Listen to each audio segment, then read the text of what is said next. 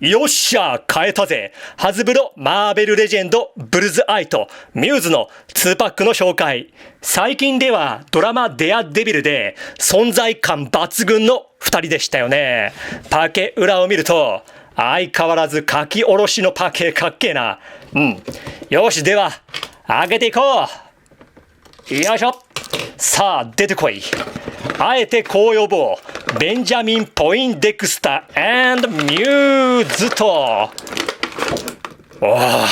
よし、ではブルズアイから。よし、これ素体どうなんだろうね。古いのか新しいのか。顔はめちゃくちゃいいな。よし、では次、薬用石鹸。よいしょ。これも素体どうなんでしょうかね。こっちも顔すげえな。よし、ではね、中身の方すべて取り出していく。はい、取り出しまして、まずはブルズアイことレスター、もしくはベンジャミン・ポインテクスターから見ていきましょう。70年代にデアデビルにて初登場。アメリカ国家安全局でエージェントとしての訓練を受ける。その後、フリーランスの暗殺者へと転向。でもってニューヨークで犯罪者として過ごすうち、なんやかんやでキングピンの配下となり、必然的にデアデビルと対峙することになるんですが、そこからが彼の人生の転落の始まり。何度もデアデビルに挑むんですが、その都度に敗北。最終的に高所から落とされ背骨を損傷し歩行困難となる。そしてアダマンチウムを骨に合成する技術の発明者である日本人科学者ロード・ダークウィンドにより背骨をアダマンチウムでコーティングされ復活する。あらゆるヴィランたちから雇われる万年多忙な人とざっくり言うとこんなキャラクターで自分的にもかなり好きなヴィランの一人ですね。そんなブルズアイの能力は100発100中の命中率を誇る正確無比の投擲術。つぶてやペン、爪楊枝、ストロー、トランプ、食品、スプーンなどなど日常身近に存在して投擲可能なものならブルズアイにかかればその全てが殺傷力の高い凶器と化す。すごいのがね、その能力が人知を超えたスーパーパワーやミュータント能力、または投薬物によるブーストなどではないということ。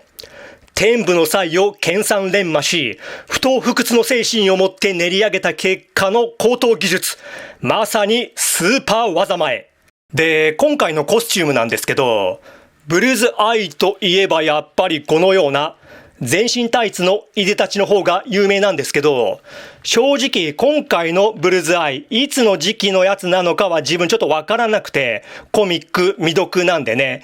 なんで個人的にはなかなか新鮮ですよ。頭部を見てみましょう。額におなじみのターゲットマークを描いたマスクを着用。そのマスクから垣間見えるヴィランらしからぬ凛々しい装備、これがめちゃくちゃよくできている。デジタルプリントですね。めっちゃかっこいいんですよ。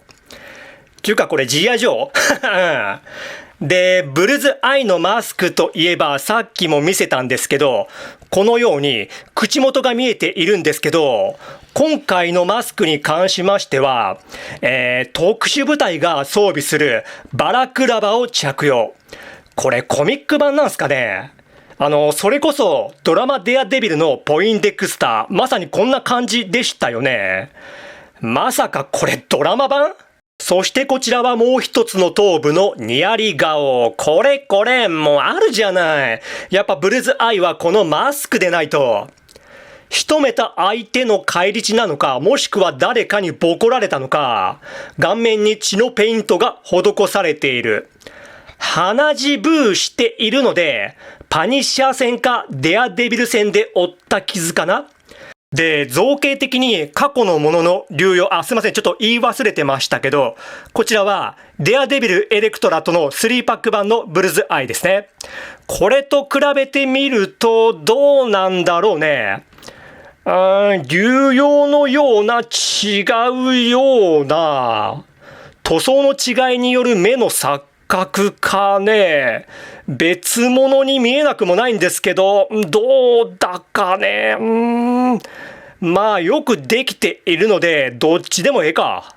すげ替えの方もスムーズにできたので、これ流用かもしれませんね。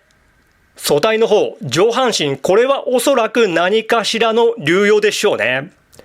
計6つのナイフホルスターがついたハーネス。これは新規パーツかな。腕の部分、両肩にもターゲットマークがプリント。ここ動かすときちょっと擦れ注意。七分丈で前腕部分、パーツでセパレートされているわけではなく、ペイントで配色。腕毛も描かれていますね。下半身、ここもいつものタイツではなくカーゴパンツを着用。これも素体何かの流用かな？どうなんでしょう？なんかどこかで見たことあるようなないような。ブーツもなんか流用っぽいんですよね。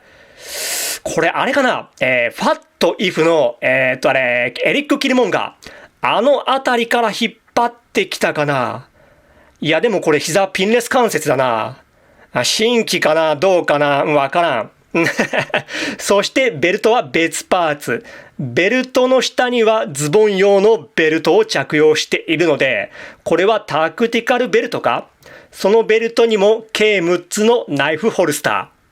可動範囲なんですけど、標準的なマベレジェ素体なので、このようにストレスフリーで動かせます。関節の緩みとかもありませんでしたね。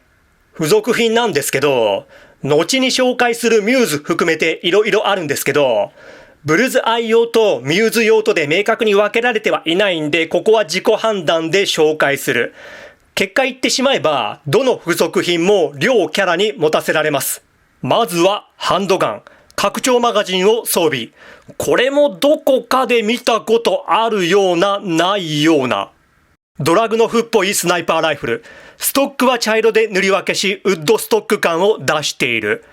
これもどこかで見たことあるような、ないような。でもあんまり見ないタイプの造形ですね。そして血液が付着したナイフ。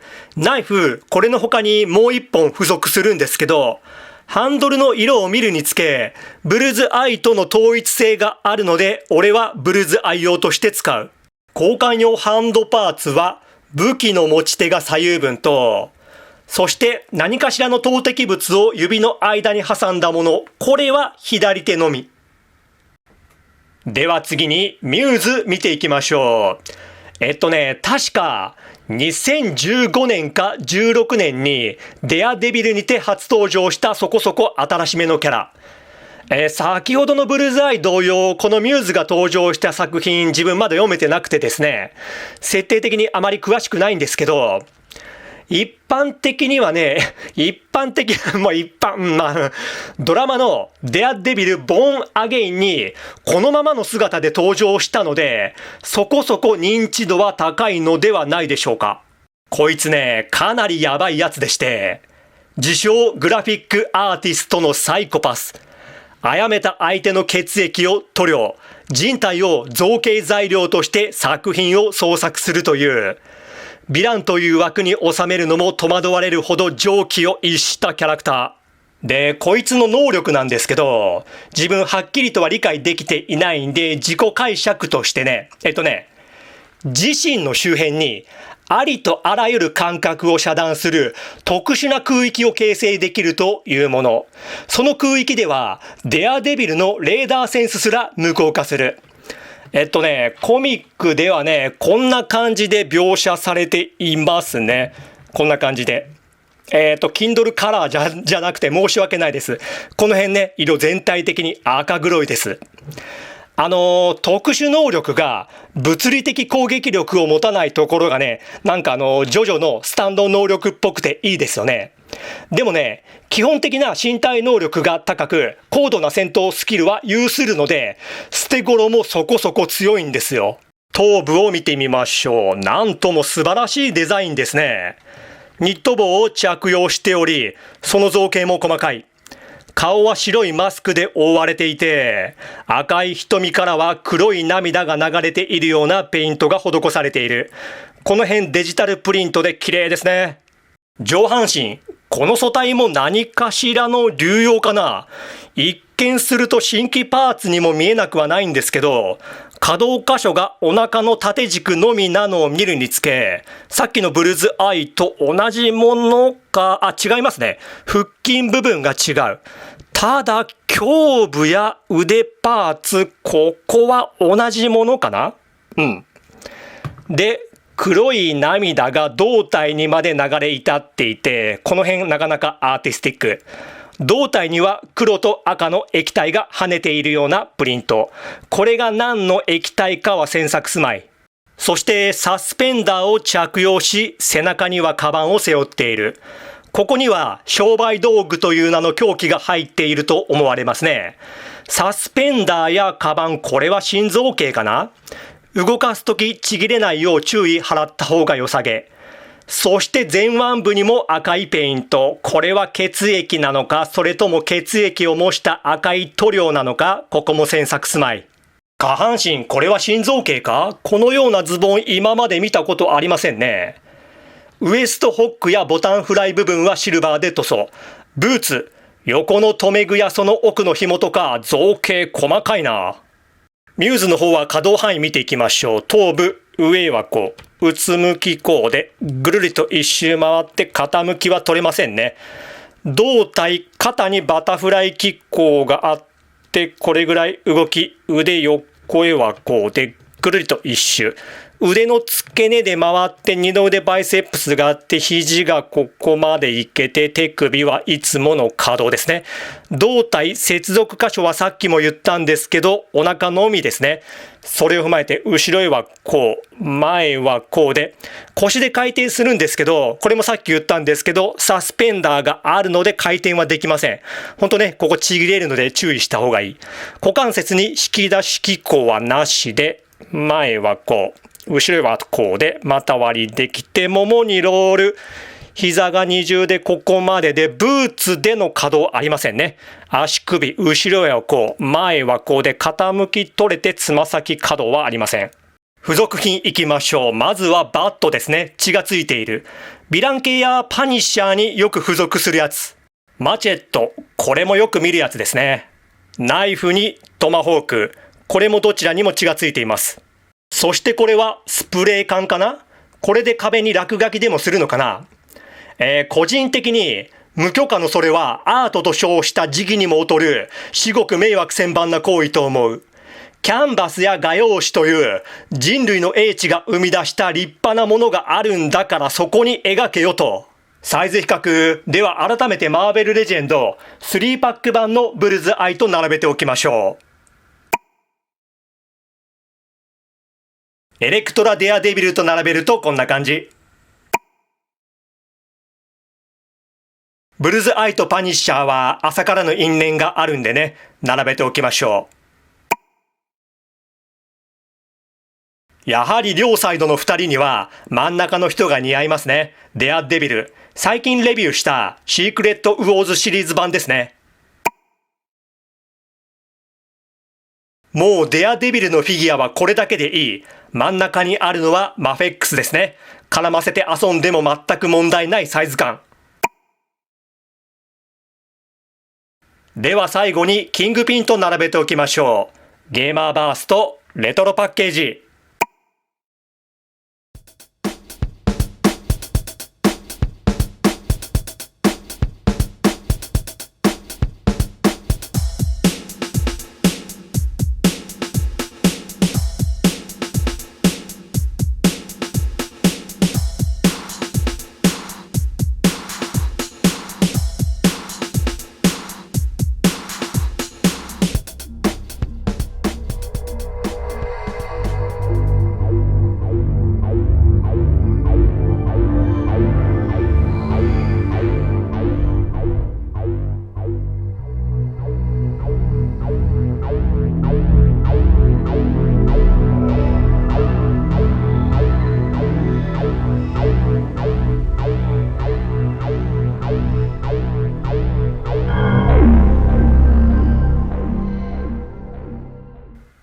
はい、では終わります。今回も本当にありがとう。バイビー。